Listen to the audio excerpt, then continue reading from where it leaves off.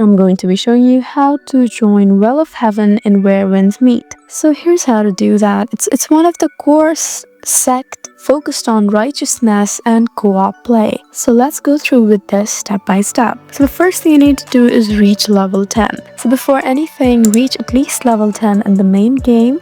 Sects don't unlock until that level. So after you do that, just open the sects menu. And then you will automatically have the option to join sect and Well of Heaven should show up.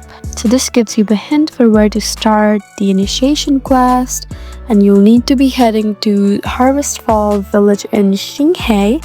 This is where the Well of Heaven quest begins. So you would need to talk to Zhang Yihao. So that is the NPC you need to find near the hilltop by the big tree, and he gives you the initiation task. Some players also get a direct invitation to join if they meet certain playstyle cues, like spending Echo Jades on Inner Way pages or doing many co-op altruistic actions. So accepting that invitation also makes you a member immediately without the full quest. So there you go, that's how you join Well of Heaven and Where Winds Meet.